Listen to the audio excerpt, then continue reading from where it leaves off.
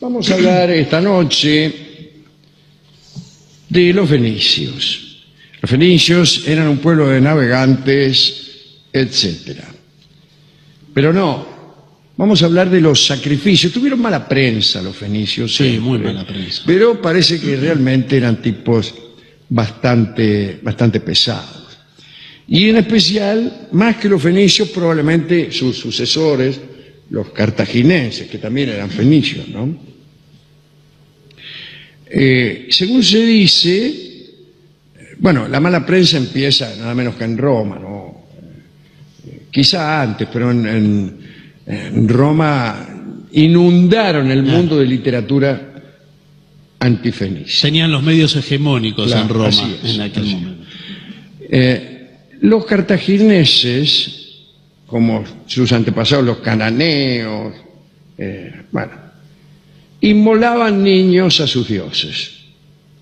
Diodoro de Sicilia cuenta que había visto una gigantesca estatua metálica de Baal Hamón que tenía las manos ligeramente tendidas en dirección a la tierra, y en ella se colocaba a los niños que resbalaban y caían en una hoguera situada ante la estatua.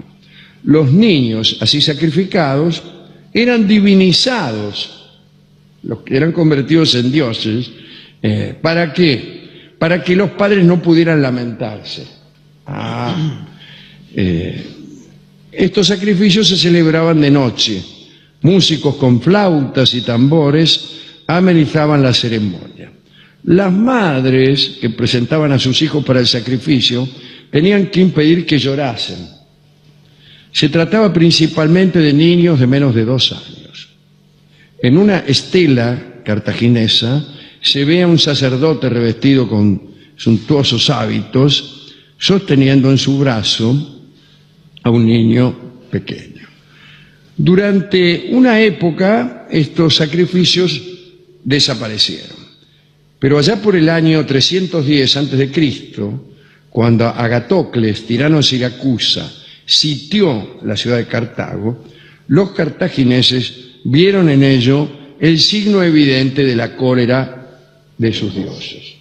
Si ahora nos están sitiando, es porque los dioses están enojados. ¿Por qué razón podrían estar enojados? Bueno, porque hemos suprimido los sacrificios humanos. Diodoro de Sicilia cuenta que estas personas, dice, leo textualmente a Diodoro, creyeron que el dios les era hostil. En efecto, aquellos que antes sacrificaban a este dios los mejores de sus hijos, se habían dedicado a comprar secretamente niños que alimentaban y después enviaban al sacrificio. Se investigó y se descubrió que muchos de los niños inmolados habían sido sacrificados en lugar de otros. Y considerando estas cosas y viendo al enemigo acampado ante sus murallas, les invadió un terror religioso, que es el peor de los terrores. Al pensar que habían cesado en los honores tradicionales debidos a los dioses. Con el deseo de reparar sus errores, eligieron 200 niños de los más electos y los sacrificaron en nombre del Estado. Otros que estaban acusados se entregaron voluntariamente, bla, bla, bla. Después de su victoria sobre Agatocles, los cartagineses agradecieron a los dioses su ayuda, sacrificándoles unos cuantos prisioneros más. Cuando los romanos dominaron Cartago, prohibieron estos terribles holocaustos y crucificaron a los que continuaron celebrándolos. Extraordinario. Prohibieron los sacrificios humanos y en castigo a los que antes sacrificaban, hicieron otros sacrificios humanos. Las cenizas de las víctimas, y esta vez de los romanos, se depositaban en un cementerio cartaginés llamado Tophet. Y en 1921 se descubrió el Tophet de Cartago en la playa de Salambó. Y en él se encontraron millares de urnas que contenían huesos calcinados de niños. Bueno, parece que poco a poco se llegó a sacrificar animales en lugar de niños, y este sacrificio, el Molec, así se llamaba el sacrificio de niños, fue sustituido por el Molchomor, que es el sacrificio de un cordero. Jerón Cacorpino evoca esta evolución describiendo unas escenas y dice lo siguiente: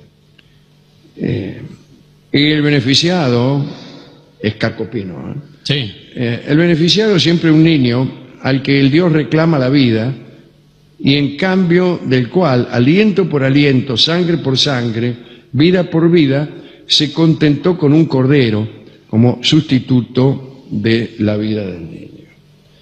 Hay también alguien que escribió sobre esto, fue Flaubert. Flaubert es el autor de una novela que se llama Salammbô, escrita en 1862, que describe esta clase de ceremonias con detalles terroríficos, ¿no? En la novela, Salammbô, que ahora también es el nombre de una playa, es la hija de Amílcar, célebre general cartaginés, que se hizo famoso durante la lucha contra Roma. Si es la hija de Amílcar, lamento informar que es la hermana de Aníbal, porque me parece que, estoy seguro, de que Aníbal era el hijo de Amílcar, el general de Cartago, que luchó en las guerras púnicas, ¿no?, contra Roma. Y voy a leer a Flaubert, si me permiten. Dice: el gran ídolo a cuyos pies ardía la hoguera sagrada esperaba la ofrenda de los niños condenados a morir, que estaban en brazos de sus padres envueltos en velos negros. El gran sacerdote de Moloch también suele decirse, el dios más malo de todos. El gran sacerdote de Moloch recogía uno por uno a los niños mientras un coro de sacerdotes entonaba un himno sagrado, aunque su voz se perdía en la explosión de los instrumentos musicales que sonaban fuertemente para ahogar los gritos de las víctimas. La ceremonia duró todo el día y a medida que los sacerdotes se apresuraban, el frenesí del pueblo aumentaba. Cuando el número de víctimas disminuía, unos gritaban que se salvase a los niños que quedaban. Otros, en cambio, pedían más víctimas. Esto es Flaubert, Flaubert. Borges dice que Salammbô es una novela que nos comunica mucho mejor cómo se vivía en 1862 que no cómo se vivía en el siglo III a.C. Y tiene razón, porque fue escrita ese año.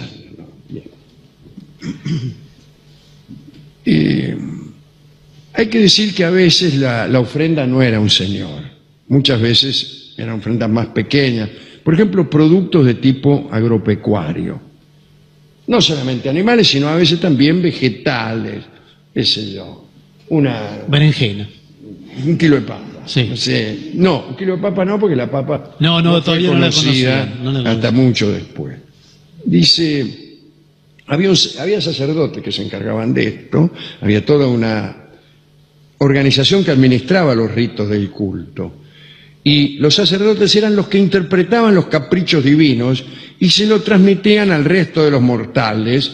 Y aquí el redactor agrega un gesto de duda, dice, los transmitían al resto de los mortales con la consiguiente manipulación subjetiva. ¿Por qué dudar así? Y bueno, ¿Usted piensa que cada tipo que nos comunica las decisiones del Dios nos está manipulando? Evidentemente. Esta organización sacerdotal estaba estratificada, el propio rey y su esposa eran portadores de un carácter sagrado que los situaba por encima del resto de los mortales. Pero por debajo del monarca estaba un sacerdote principal, una suma sacerdotisa y toda una serie de personal menor que se hallaba al servicio del templo, como sirvientes, escribanos, músicos, panaderos, barberos, eunucos, entre otros. ¿no? Bueno, desde luego andaban con vestimentas convenientemente suntuosas. El Antiguo Testamento ya se refiere al hábito de los fenicios de entregar a sus hijos e hijas al fuego sagrado, ¿no? Y ya como hemos citado a Diodoro, pero también Plutarco, Tertuliano, afirman que los fenicios practicaban un rito sacrificial denominado mlk o molk. En un texto de Ugarit también se hace alusión al sacrificio de seres queridos para obtener el favor de Baal, que era otro dios que también era malísimo, Cuando hablamos de fenicios, hablamos también de cartagineses. Cartago fue una colonia fenicia. Bueno, los tipos que estaban ahí eran iguales de fenicios, como en la Magna Grecia, cuando se habla de las colonias griegas de Italia, se habla de griegos. Eran también griegos los tipos. Bueno, en general, lo más elegante era ofrecer al dios el sacrificio del hijo primogénito. También podían ofrecerse hijos no primogénitos, pero ya no era tan bien visto. Mismo. Y eran los líderes ciudadanos quienes, dando ejemplo, debían inmolar antes que nadie a uno de sus hijos en tiempos de grave peligro, ¿no? ¿Esto para qué? Bueno, para aplacar la furia divina y evitar las catástrofes. Digamos esto, es una cosa espantosa, ¿no? No voy a leer esto, no quiero leer esto. Pero las ciudades principales de Fenicia, o sea, Biblos, Sidón, Tiro, fueron quizá las primeras que se parecieron a las metrópolis actuales. ¿Qué sentido tiene lo que voy a decir? Que aquella era una comunidad muy comercial, muy de navegantes, muy de comerciantes, de traficantes.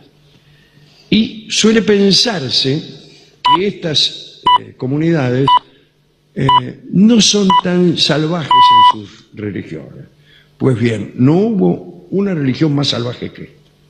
Ahí estaban las ciudades, digo, para certificar esta idea del parecido con las metrópolis actuales. Estaba la ciudad de Tiro y luego la ciudad de Nueva Tiro. Frente a la ciudad de Tiro había una isla. Ahí empezó a construirse también, con el crecimiento de la ciudad, y hicieron como un puente. Y después el puente se hizo península y después se unió. Y quedaron pegadas Tiro y Nueva Tiro. Y eran ciudades de navegación, se hacía escala allí, ciudades de viajeros, de comerciantes. Y entonces empezaron a hacer unos edificios de hasta 5 y 6 pisos. Era lo que te digo. ¿Cómo los hacían? Esto mucho tiempo antes de lo que estamos hablando.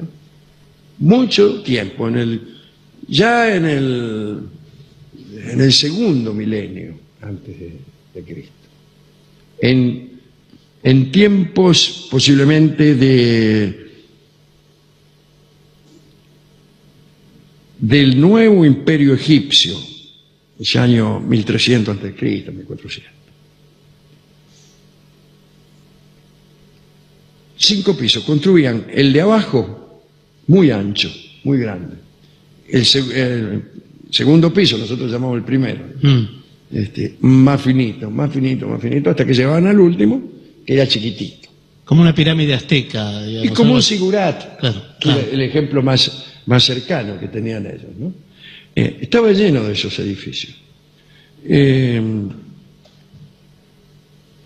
Es curioso, esos edificios no tenían, como después tuvieron los edificios de altos, la posibilidad de tirar las aguas menores a la calle, porque cada piso se achicaba conforme avanzabas en altura. Está allá de abajo, sino. Claro. le caía al de abajo.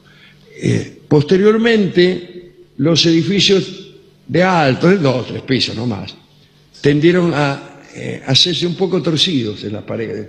¿Para qué? Para que vos pudieras tirar desde el 4º piso las aguas servidas a la calle sin que rozaran las paredes, caían bien en el medio de la calle, como corresponde a una organización sanitaria que se precie. Se dice que había gentes que hablaban distintos idiomas, que trataban de entenderse. Se dice que se practicaba el sexo en la calle directamente. Gran novedad. Pero bueno, todo esto nos pinta, especialmente esa ciudad de Tiro, como una metrópoli con mucha actividad, con mucho entrevero, con su mucho propio lío. caos. Era difícil conseguir alojamiento, había un encarecimiento de los alquileres y de los lugares para vivir porque no había. Todo esto no nos acerca mucho a una idea fanática de la religión, y sin embargo sí. Ahí estaban los tipos que pensaban que la cosecha iba a ir mejor si mataban a unos cuantos tipos, ¿no? Es curioso. Después aparecieron los romanos, que eran no menos crueles, pero nada, que eran no menos crueles, pero no crueles de gusto. Esa crueldad unida a la estupidez es algo bastante insoportable. Ya es malo que alguien mate a todos sus enemigos solo para... Con argumentos. Con argumentos, Sí. qué sé yo, para mejor apropiarse del tráfico comercial entre Asia y Europa. Bueno, eso ya es malo. Pero que los maten para que no haga tanto frío en invierno o tanto calor en verano ya es medio raro. Hemos ido a la discoteca y el tipo me dijo que él no creía en todo eso. Bueno, no nos importa igual si cree o no que cree. no creía en todo eso, que él a lo sumo creía, eso sí, en el Triángulo de las Bermudas. ¿Y por qué cree en el Triángulo de las Bermudas si no...? No cree que los dioses favorezcan a quienes le sacrifican personas, pero sí cree que los aviones se pierden en el Triángulo de las Bermudas. Bueno, no es un y después tema ahora. me agregó que quizá los dioses serían más bondadosos si les sacrificaran algunas gallinas, se perderían menos aviones. Sí, se le mezcló un poco la hacienda de todo. Sí, y me dio un disco que es una danza ritual. Muy bien. Una danza ritual, ¿no? La que se llama Danza Ritual del Fuego, ya que estábamos hablando de eso, que fue compuesta por un compositor español que vivía en Córdoba, don Manuel de Falla. Estoy a punto de contar una anécdota con don Manuel de Falla, pero no, porque queda muy menoscabado uno de los participantes en esa anécdota, así que no lo haré. Lo que haremos sí, finalmente no tengo tampoco, entre tantas cosas que no tengo, anotado quién es el director Interpreta de la orquesta. ¿Usted lo tiene? No lo tengo aquí. Qué lástima. Pero escucharemos a alguien que no es Barenboim, pero es todo lo que sabemos. Es algo, ya es algo.